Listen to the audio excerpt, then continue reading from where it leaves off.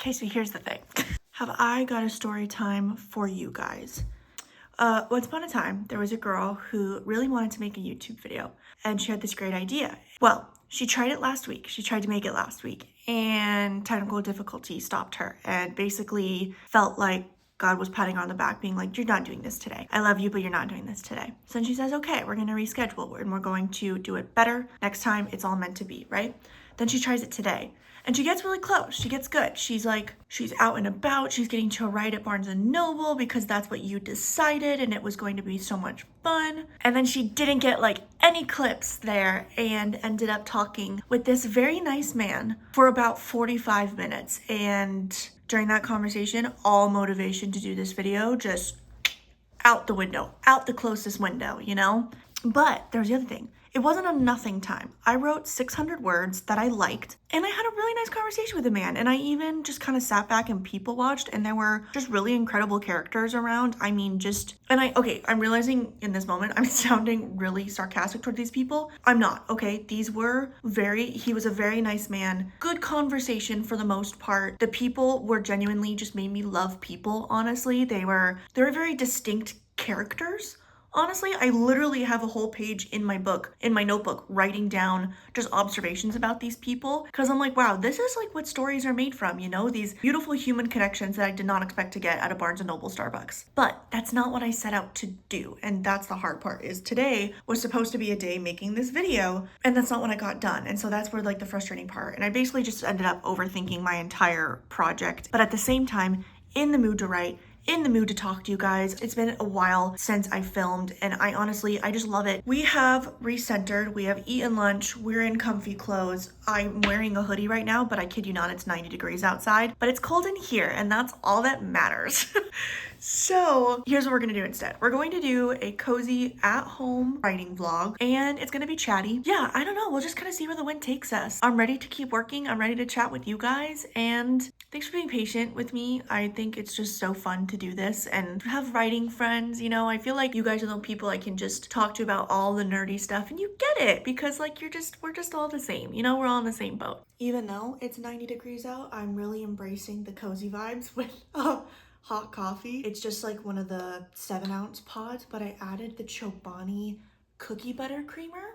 Also, okay, wait, sidetrack, I'm sorry. One of the favorite people I'm watching on YouTube right now is Lauren Norris. She's just this sunshine of a person she's originally from, I want to say Kentucky, Alabama, and she lives in New York now, and she's just the sweetest and literally just makes me smile every time I watch her. But she, in one of her vlogs, was making coffee in the morning and frothed her creamer warm in her Nespresso creamer and then poured it in. And I was flabbergasted in the best way because I'm like, why have I never thought of that? I always think like you pour cold creamer and then you're just like cooling down your coffee. And if you're making hot coffee, you want it to be warm, you know? So I basically exclusively do that now and it makes it foamy. And so it's kind of like latte, but it's still that mostly coffee. Anyways, if you have any sort of frother that's warm, I recommend trying that. So anyways, back to the topic. Cookie butter creamer is so good. It's just so warm. It's got like a tiny bit of spice. Well, honestly, not really that much spice. It's sweet, but not too sweet. I think it's a fun, it's just a fun different flavor profile. I don't know if I've done it in cold brew yet. I'm not sure how it would be like that, but warm, it's amazing. When I was shopping, I was like getting groceries or something, and when I came across, it was in Target is when I came across the cookie butter creamer. Next to it was peppermint mocha.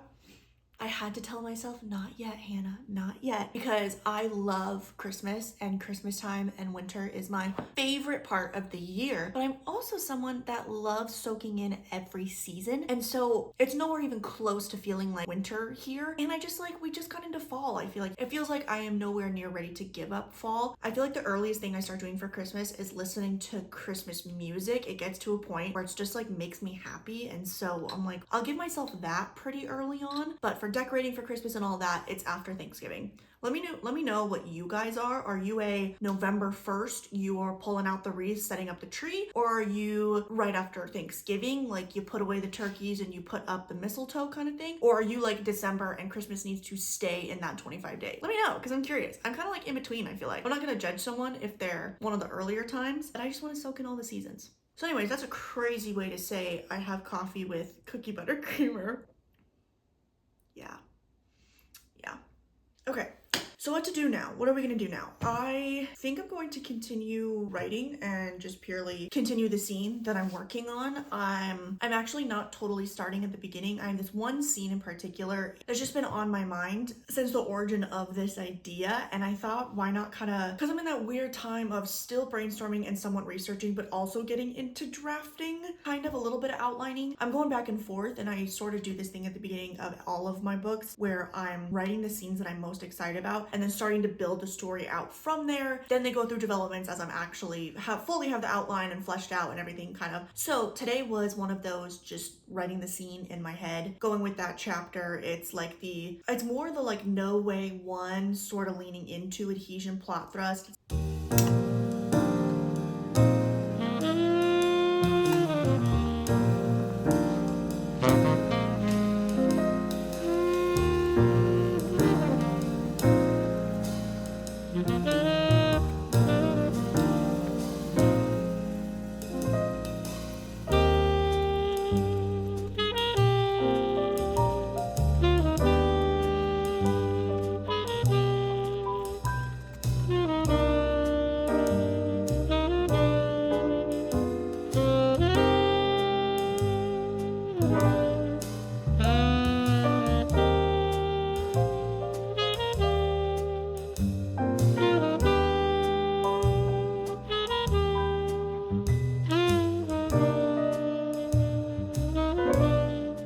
Okay, I wrote only a couple hundred words, but I did finish out the chapter, and I like it probably more than I should have first draft. Does anyone relate to that? Something I've been thinking about with this story, and as I'm looking at those note cards behind me, is, okay, it's something I did not have actually with this past project, with Find Me Here, the one that I decided to shelve. Basically, as much as this story is still in the early stages and it's the bare bones, I feel like it's just coming so much more smoothly to me than the last one, which is just honestly so relieving. It feels like I'm picking like a metaphor to explain how I'm feeling, but apologies, I'm switching up the metaphor. Hopefully this makes sense. But I feel like some stories, you've got an idea and you've got a good enough interest to want to start it. And it feels like you're having to come up with everything and pull everything from nothing. Some stories, on the other hand, feel like they already exist somewhere and you're just discovering them. And as you're writing them and working on them and brainstorming the outline and all the plot points are coming together, you're just realizing like, yes, this is what I was looking for. You're brushing away the dirt. You're kind of like an archaeologist. You're brushing away the dirt and you are finding the treasure there. And you're realizing, yes, this connects to this, but it's been there all along. And you have this instinct that it's been there and that it's just waiting for you. And it's waiting for your voice to bring this story to life. And that's what this feels like. Even as I'm like looking and trying to figure out what's going to happen between the meet cute and the no way one, what can kind of go, I'm like, oh, what if we just kind of switch, keep within the looking at her normal life and why it needs to change and kind of helping the setup there and adding to it. We need to develop this part, like her work life and that sort of thing. I'm like, yes, I think that works for now. I think we're on the right tracks. We're gonna go with that. And it's like, oh yes, obviously that makes sense. And my brain pulls all these different ways that it makes sense. And so it's really cool. It's just so cool to do that because it just, to me, more and more feels like a story I'm really meant to share with the world and give it. It kind of takes me back to Back to You when I published it. I have memories of going from my bed to my couch to my dinner table, squeezing in writing a scene between homework and while my mom cooks dinner for us, and it just kept following me everywhere. And I felt like I knew those characters so well. And I didn't really have this with Find Me Here, and I was struggling because I think partially it was a whole new genre. I'm giving myself grace for that for sure. But now I feel like I'm back to that magic and back to that, like, these people feel like people. These characters feel like people. And it's just really cool and really exciting and motivating to want to keep working on it. So hopefully that made sense. But yeah, I think when outlining, I think that's what I want to work on next, is sort of building out maybe a more detailed outline of Act 1. Also, I just said to write out Act 1. I meant Phase 1. Still definitely thinking in that 3-act structure, which is fine. But I meant Phase 1. We're gonna work on Phase 1, the setup. So.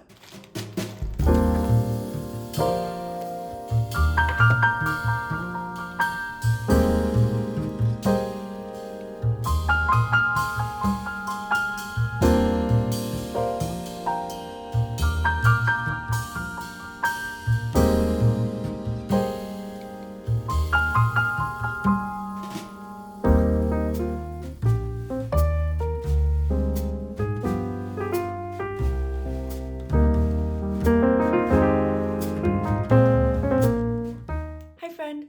So I am kind of at an in-between spot. I'm not really sure where to go with this afternoon's writing session because, like I just said, I feel like I just said in the last clip that, or one of the last clips, that I think I'm ready to pretty detailed outline to phase one, the setup, but I'm having this weird sort of decision paralysis where I'm looking at the outline I have in my Scrivener, that the beat sheet, I think you guys saw me put that together in my brainstorming this idea vlog, and I can't decide. Already there are some ideas on there that don't quite work with how it's developed now, so I can't decide, do I have it there? Do I only have it on the note cards? I like having my story planned out in probably at least 2 different places because I feel like obviously not all the time I'll be writing at home, but then does it feel like I'm just doing the same work over and over again and making more work for myself by adding it to other stuff? Do I redo this beat sheet? Do I do it in my notebook? Because pretty much if I bring in my computer, I'm bringing my notebook. The one that's usually optional is my computer. I almost always have my notebook on me. So do I do it there? Do I do it by hand? I just don't know. I think I'm leaning towards keeping it in Scrivener. I don't know. I also think maybe I just need to step away for a minute and go on the treadmill and walk for a little bit. Maybe that will help me. I can work on the book later on in the evening.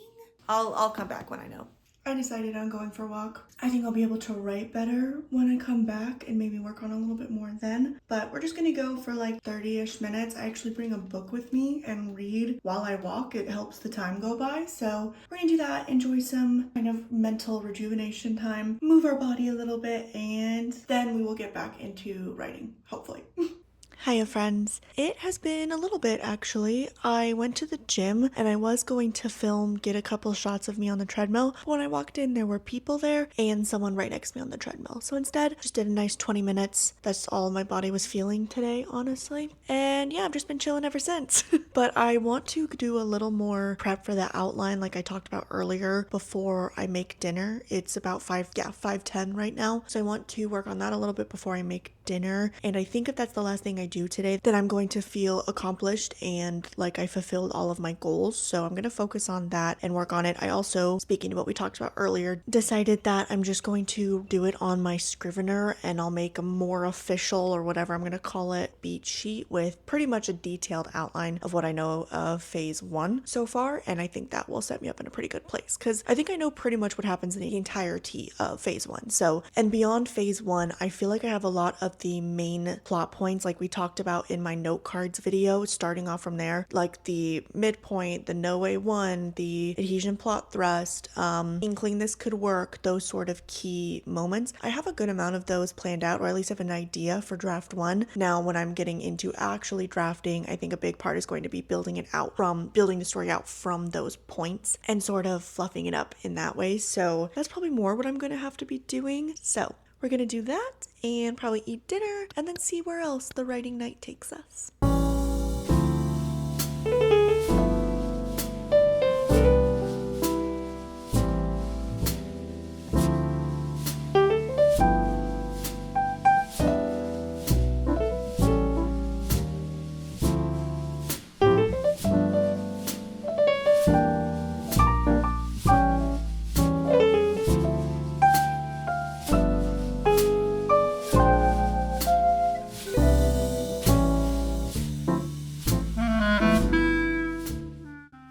How are you not falling off, bub?